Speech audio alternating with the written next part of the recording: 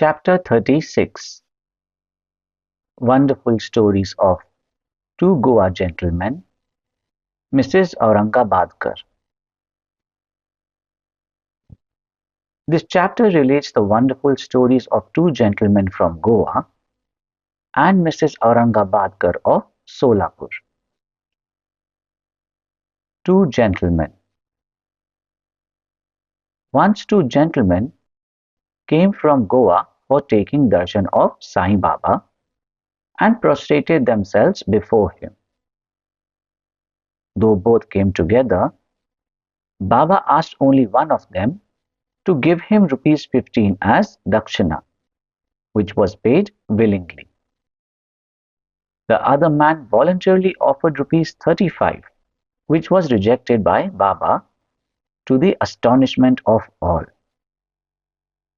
Shama, who was present, asked Baba, "What is this? Both came together. One's dakshina you accept, the others, though voluntarily paid, you refuse. Why this discrimination?" Baba replied, "Shama, you know nothing. I take nothing from anybody. The masjid mine, the presiding deity of the masjid, calls for the debt. The donor pays it and becomes free. Have I any home, property, or family to look after? I require nothing. I am ever free. Debt, enmity, and murder have to be atoned for, as there is no escape from them."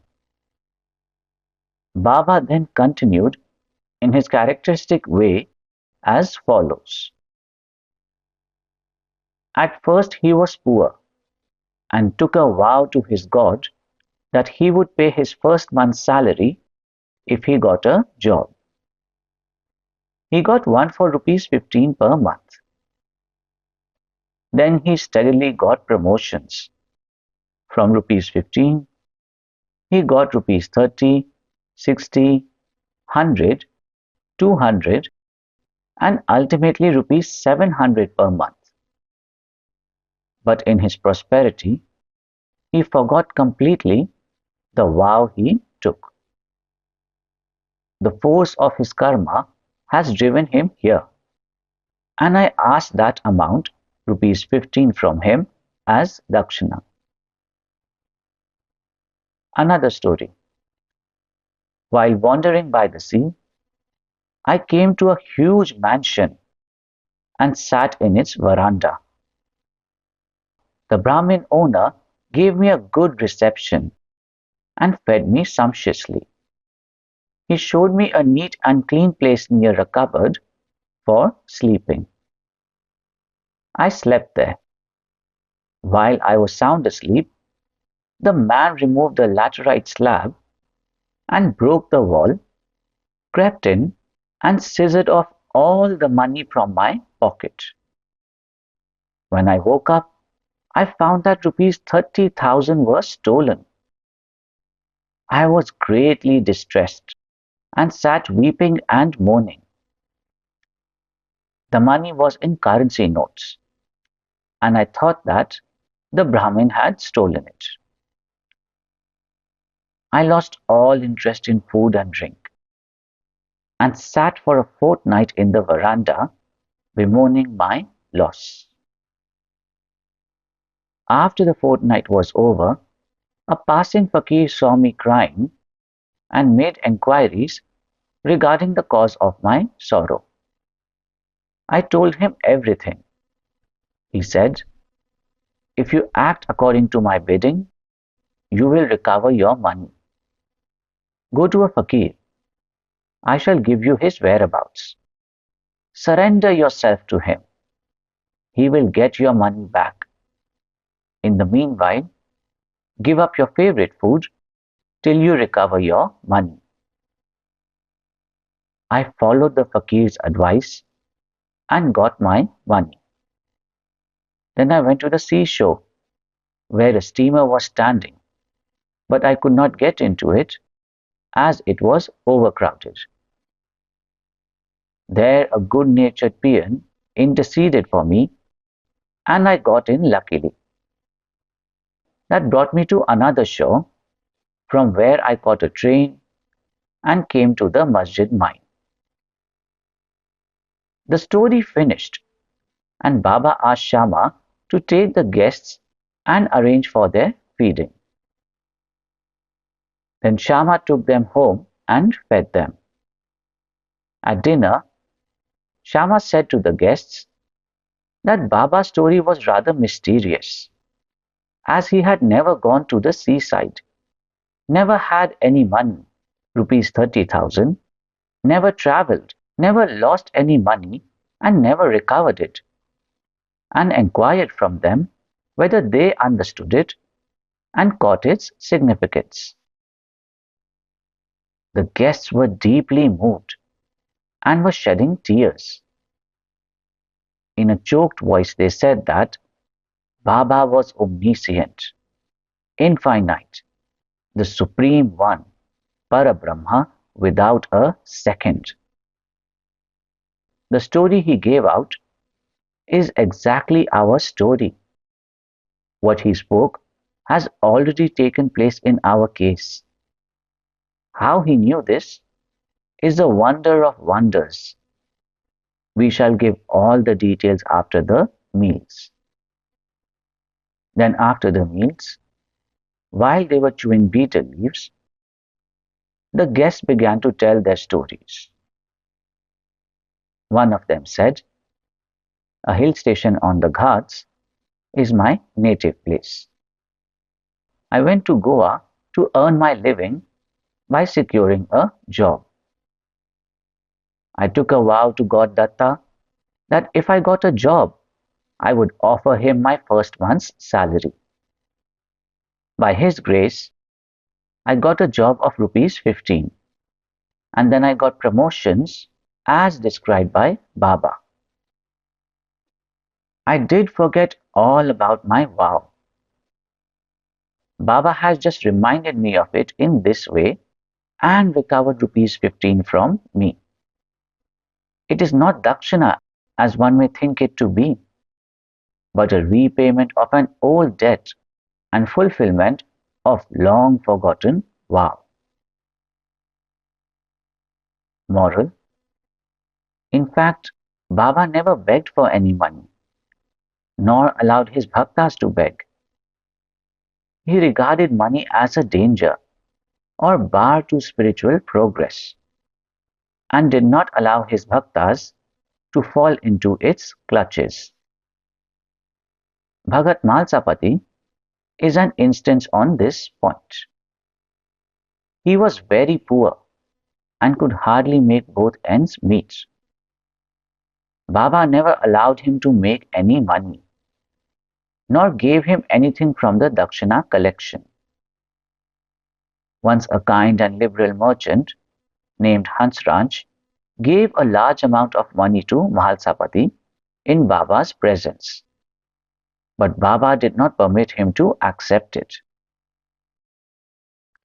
Then the second guest began his tale. "My Brahmin cook was serving me faithfully for 35 years. Unfortunately, he fell into bad ways. His mind changed and he robbed me of my treasure.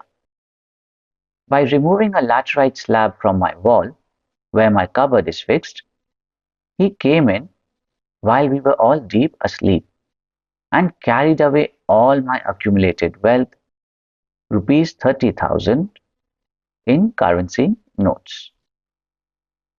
I know not how Baba mentioned the exact amount. I sat crying day and night. My enquiries came to nothing. I spent a fortnight in great anxiety. As I sat on the veranda, sad and dejected, a passing fakir saw my condition and inquired of its cause, and I told him all about it. He told me that an awliya, saint, by name Sai, lives in Shirdi, Kopargaon Taluka. Make vow to him and give up any food that you like best, and say to him mentally that I have given up eating that food till I take your darshan. Then I took the vow and gave up eating rice and said, Baba, I will eat it after recovering my property and after taking your darshan. 15 days passed after this. The Brahmin on his own accord came to me, returned my money, and apologized, saying, I went mad and acted thus. I now place my head on your feet. Please forgive me. Thus everything ended well. The fakir that met me and helped me was not seen again. An intense desire to see Sai Baba, whom the fakir pointed out to me, arose in my mind. I thought that the fakir, who came all the way to my house, was no other than Sai Baba. Would he, who saw me and helped me to get my lost money, ever covet rupees 35?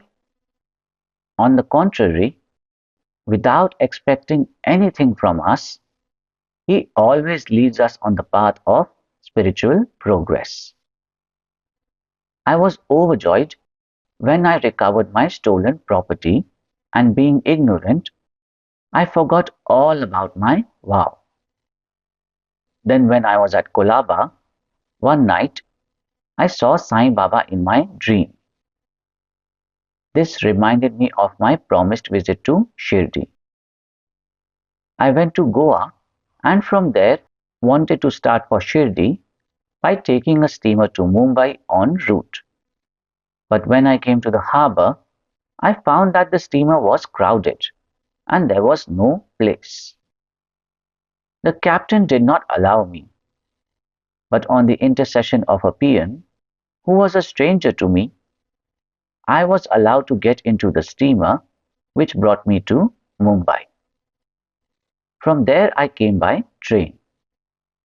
Surely, I think that Baba is all-pervading and all-knowing. What are we, and where is our home? How fortunate we are that Baba got our money back and drew us here to himself. Shirdi folks must be infinitely superior and more fortunate than we. For Baba has played, laughed, talked, and lived with you for so many years. I think that your store of good merits must be infinite. Sai is our Datta, Lord Dattatreya.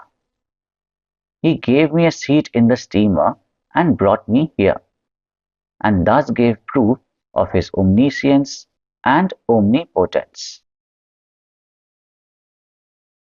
Mrs. Aurangabadkar, a lady from Solapur, the wife of Sakharam Aurangabadkar, had no issue during the long period of 27 years. She had made a number of vows to gods and goddesses for an issue, but was not successful. She then became almost hopeless. To make a last attempt in this matter, she came to Shirdi with her stepson Vishwanath and stayed there for 2 months, serving Baba. Whenever she went to the masjid, she found Baba surrounded by devotees. She wanted to see Baba alone, fall at his feet, and open her heart and pray for an issue. But she did not get any suitable opportunity. Ultimately, she requested Shama to intercede with Baba for her when he was alone. Shama said to her that Baba's darbar was open. Still he would try for her and that the Lord might bless her. He asked her to sit ready with a coconut and joss sticks in the open courtyard at the time of Baba's meals. and that when he beckoned to her, she should come up. One day, after dinner, when Shama was wiping Baba's wet hands with a towel, the latter pinched Shama's cheek. Shama, feigning anger, said, Deva, is it proper for you to pinch me like this? We don't want such a mischievous god who pinches us thus. Are we your dependents? Is this the fruit of our intimacy? Baba replied, O Shama, during the 72 generations that you were with me, I never pinched you till now. And now you resent my touching you? Shama replied, I want a God who will always love us and give us new dishes to eat. We do not want any reward from you or heaven, etc. Let our faith unto your feet be ever awake. Baba. Yes, I have indeed come for that. I have been feeding and nursing you, and have got love and affection for you. Then Baba went up and took his seat. Shama beckoned to the lady. She came up, bowed down, and presented the coconut and joss sticks. Baba shook the coconut, which was dry. The kernel within rolled and made a noise. Baba said, Shama, this is rolling. See what it says? Shama. The woman prays that a child should similarly roll in her womb. So please give her the coconut with your blessing. Baba. Will the coconut give her any issue? How foolish people are to fancy such things. Shama. I know the power of your words and blessing. Your word will give her a series of children. You are wrangling and not giving real blessing. The parley went on for a while. Baba repeatedly ordered to break the coconut, and Shama pleaded for the gift of the entire fruit to the lady. Finally, Baba yielded and said, She will have an issue. When? Asked Shama. In 12 months, was the reply. At this, the coconut was broken into two parts. One was eaten by the two, the other was given to the lady. Then Shama turned up to the lady and said, Dear lady, you are a witness to my words. If within 12 months you do not get any issue, I will break a coconut against this Deva's head and drive him out of this masjid. If I fail in this, I will not call myself Madhav. You will soon realize what I say. She delivered a son in a year's time, and the son was brought to Baba in his 5th month. The couple, both husband and wife, prostrated themselves before Baba, and the grateful father, Mr. Aurangabadkar, paid a sum of rupees 500, which was spent in constructing a shed for Baba's horse, Sham Karna. Bow to Shri Sai. Peace be to all. Mohanji loves you.